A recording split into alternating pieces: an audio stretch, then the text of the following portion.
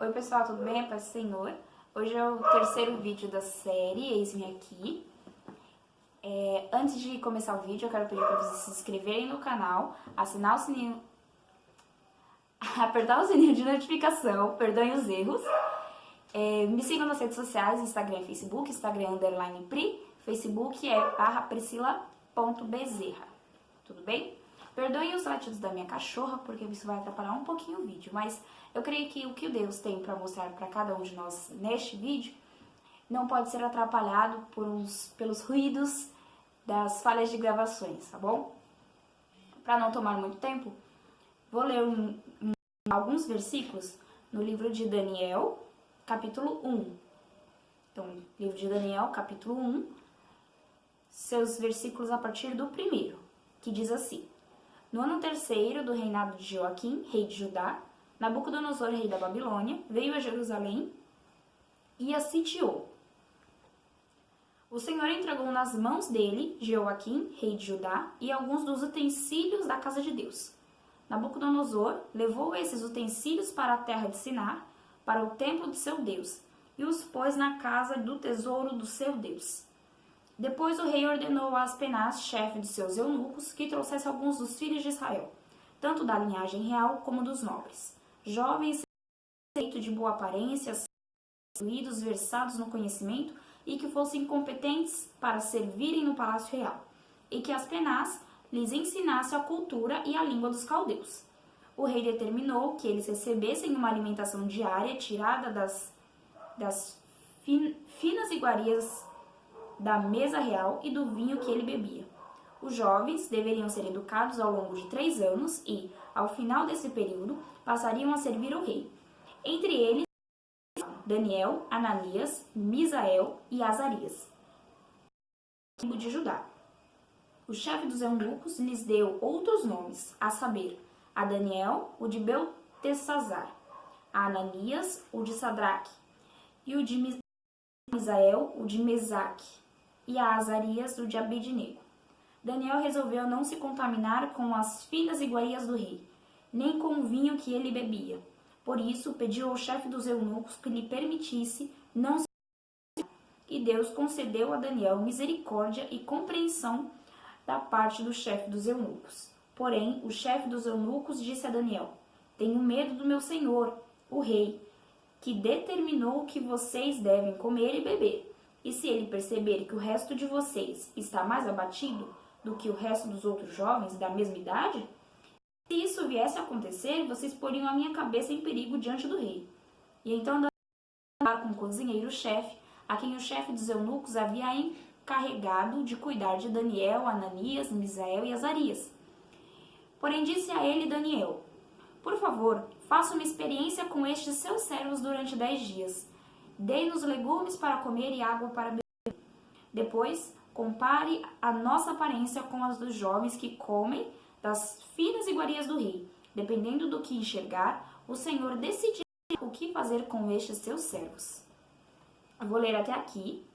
Foram alguns versículos bem extensos, mas é uma passagem conhecida e uma situação que a gente consegue trazer facilmente.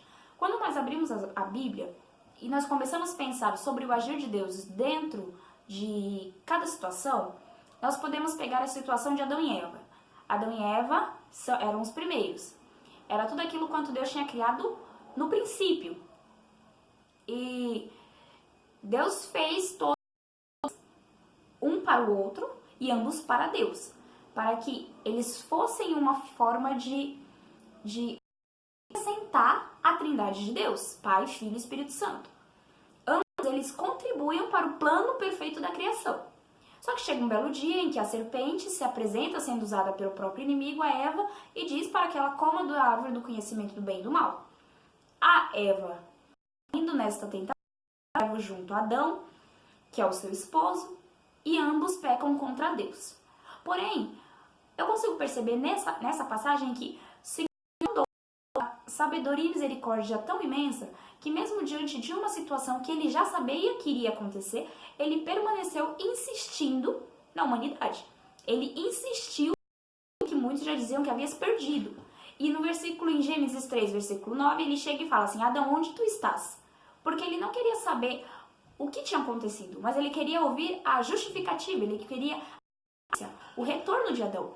Porque eu costumo pensar e dizer que a melhor parte do nosso erro é quando a gente se reconhece que errou e quer voltar para o caminho certo, quer voltar a fazer o que era certo. Então Adão, ok, mas foi a mulher que tu me deste, que me desse do fruto da árvore que não era para comer. Às vezes na nossa vida não vai adiantar muito a gente colocar a culpa em alguém. É melhor sempre a gente assumir as nossas responsabilidades e bola pra frente. Porque o Senhor, ele é corajoso segundo a tua vontade. Então, para que sejamos corajosos segundo a vontade de Deus, nós precisamos perseverar em Deus. Mesmo diante de tribulações, de dificuldades, nós devemos permanecer na presença, porque fora da presença não existe nada além. E aí o tempo passa, Deus faz uma promessa a Abraão, a Isaac, a Jacó, e a história é bem conhecida. Quando a gente chega nessa parte de Daniel, em que a Bíblia é clara em dizer que Jerusalém havia sido sitiada por Nabucodonosor. A palavra sitiada significa roubada, furtada, ou seja, Jerusalém havia sido sitiada por outro reino. Jerusalém havia sido sitiada por um reino que queria tirar os teus valores. Só que o que Jerusalém tinha de mais precioso não era tão fácil. O que Jerusalém tinha de era a presença de Deus. Então, essa presença ela não poderia ser retirada somente com o derrubar dos muros, com as portas queimadas a fogo e com as pessoas retiradas do local. A Bíblia vai dizer no livro de Jeremias que foram cerca de muitos mortos, cerca de 4.000 que foram retirados de lá, entre mortos e exilados. Principalmente o rei da época. Só que isso não fez com que Daniel, Ananias, Misaías e Azarias se contaminassem, com que eles determinassem que o destino deles estaria arruinado por algo que havia acontecido com a nação. A Bíblia vai dizer que o rei pede ao chefe da guarda para que ele pegue jovens que eram doutos, entendidos, porque a terra a qual o Senhor prometeu, a terra que mana leite e mel, claramente em um sentido figurado, né, uma terra muito frutífera, ela proporciona coisas boas. Então ela dá uma inteligência além do normal, mas além de tudo isso, além de bens materiais e bens do intelecto humano, ela vai proporcionar uma boa vida para aquelas pessoas, ela vai proporcionar uma satisfação com o Deus ao qual aquelas pessoas serviam. E aí aqueles jovens, se deparando em um sistema corrompido, em um sistema babilônico, nós não precisamos nos contaminar com esse sistema, porque o Deus que nós servimos, ele não é um Deus para que nós sejamos facilmente enganados, mas que venhamos perseverar por aquilo que somos ensinados. Nós somos ensinados desde criança, como engatinhar, como andar, como segurar uma colher para comer, e da mesma forma é com Deus. Ele nos chama, nos limpa, nos tira a condenação da morte. Quando nos batizamos, nos tornamos novas pessoas, novas criaturas em Cristo. Vamos 2 Coríntios 5,17 vai dizer: assim que se estás em Cristo, nova criatura é. O tempo velho já passou e eis que tudo se fez novo. Então, para aqueles jovens, já tinha tudo se feito novo, porque eles já entendiam qual era a espiritualidade de Deus, eles já entendiam o chamado que eles tinham na presença de Deus. Então, quando eles são retirados de Jerusalém e lançados na Babilônia, lançados à Babilônia hoje em mundo, dizemos aquelas pessoas que querem nos influenciar, que querem nos levar para o caminho da perdição, que querem fazer mal. Eles não se deteram porque, meu Deus, Deus me lançou nesse lugar de pagãos, de idólatras, de pessoas que querem colocar dentro de um palácio para corromper todas as minhas expectativas, todos os meus conceitos e preconceitos, mas eles decidiram não pensar nessa situação, mas em pensar que aquilo tinha um motivo, que aquilo tinha como eu posso dizer, aquilo tinha um propósito, e a nossa vida é feita de propósitos. Existe o propósito para o bem, existe o propósito que vai auxiliar alguém. Então, a gente pode não entender o hoje, mas certamente amanhã a gente vai conseguir parar e pensar, meu Deus, isso só aconteceu porque ontem aconteceu aquilo. Então, são situações que eles não se deixaram influenciar. E a Bíblia vai ser bem clara em dizer que o rei mandou com que eles fossem servidos durante 3 anos com todas as igualdades maravilhosas do reino. Só que eles aceitaram? Não. Eles não quiseram aceitar porque eles falaram, não posso corromper os meus conceitos. Eu não posso corromper os conceitos que Deus colocou no meu coração, o propósito que Deus para satisfazer o conceito de outros. Porque estar me alimentando de algo que eu não sei como é feito, para eles seria um traje. Fazer algo que eles não saberiam como seria feito. A gente, pessoas, pelo menos eu sou assim, de quando eu vou comer alguma coisa, eu quero saber como foi feito. Se usou uma certa higiene, se a pessoa soube fazer, de que jeito a pessoa fez. E ali era da mesma. Eles não saberiam como era que os babilônicos teriam preparado aquilo que eles estariam ingerindo. Sendo que o nosso corpo é templo e morada do Espírito Santo. Quanto é feito para o corpo também é um pecado contra Deus. Então eles pensaram nesse sentido, de não, eu não vou aceitar porque eu tenho um Deus ao qual eu sirvo que não vai deixar com que eu me sinta prejudicada comendo apenas legumes e água, que eram coisas naturais que a própria produção colocava ao dispor. Não tinha nenhum outro tipo de coisa. Pensem pelo lado de que eles 4 não eram proibidos de comer aquelas coisas, mas eles se limitaram a isso. E nos dias de hoje nós precisamos muitas vezes renunciar a algumas coisas, renunciar situações, renunciar certas amizades para conseguir ter um certo relacionamento com Deus. Porque a intimidade que gera a presença é feita, construída com um relacionamento. Sem relacionamento, presença e obviamente não tem intimidade também. Então, o que a gente precisa fazer para alcançar uma intimidade com Deus? A presença e o relacionamento, para que isso seja feito de uma forma fundada na rocha que é Jesus. Como o livro de Mateus vai dizer, venhamos construir as nossas casas na rocha, não venhamos construir sobre a areia, porque quando vier o vento forte, certamente ela será lançada fora. Mas aquele que constrói a sua casa sobre a rocha que é Jesus, certamente no momento de dificuldade permanecerá de pé. Mas se pense, não permanecerá de pé pela nossa própria vontade, mas permanecerá de pé porque a palavra de Deus foi lançada. E a palavra de Deus sendo lançada, ela tem o poder de transformar corações. Se simplesmente um vídeo sendo feito, pode não ter um impacto nenhum. Mas sendo um vídeo direcionado por Deus, para que Deus possa aquele que está ferido, caído, oprimido, pode muitas coisas, porque quem faz não sou eu, mas sim o Espírito Santo que habita em nós. Esse é o discernimento que eles tinham naquela época. Tudo quanto eu fizer não sou eu, mas é o Espírito Santo. Eu não posso entristecer o Espírito Santo que habita em mim.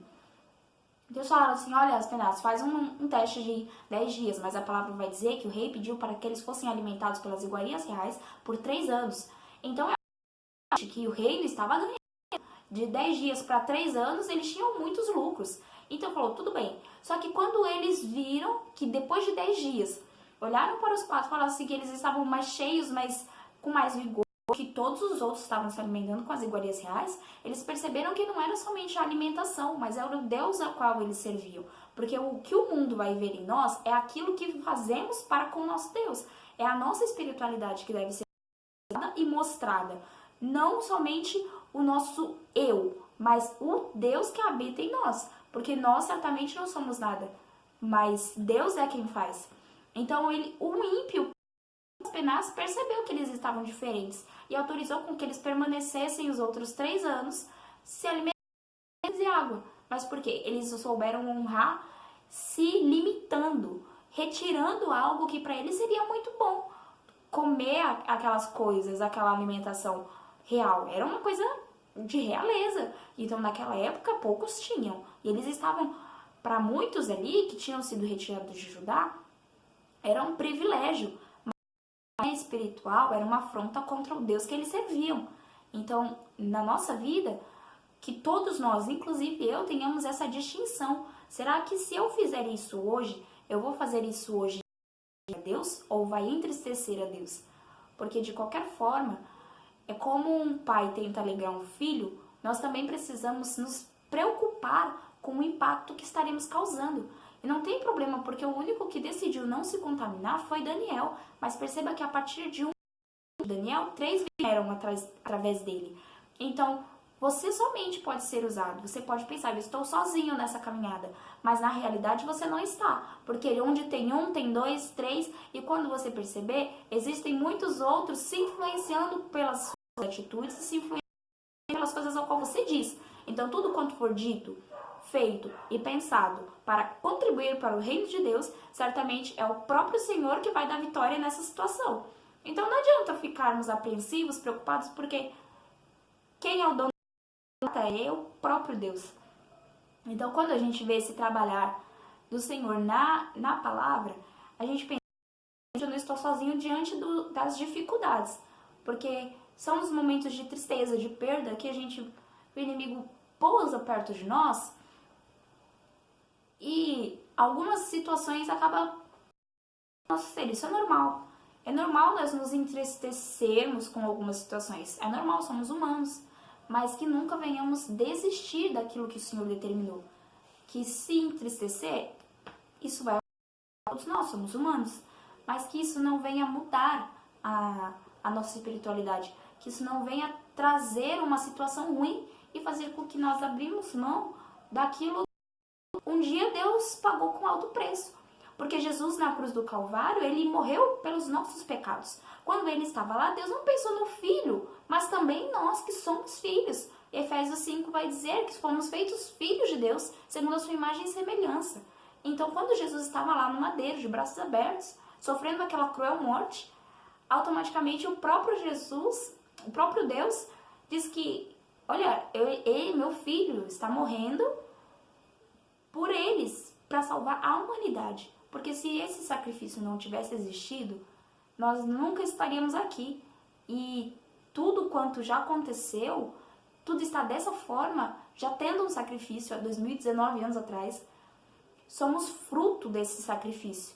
E para que esse sacrifício venha penetrar e permear nos nossos corações, nós precisamos estar enraizados em Deus. Porque a Bíblia vai dizer no livro de Mateus que quem quiser ganhar a sua vida, perdê-la. E quem quiser ganhar a sua vida por amor a mim, mas o que nós precisamos fazer?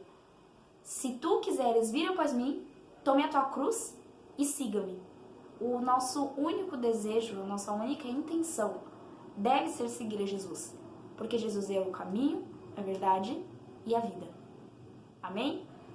Não se esqueçam de curtir o canal, sociais e permaneçam assistindo os vídeos, tá bom? Porque eu creio que Deus ainda tem muita coisa para falar ao decorrer de toda essa série. E se Deus permitir, continuaremos com todos esses vídeos, tá bom? Que Deus abençoe a vida de cada um de vocês.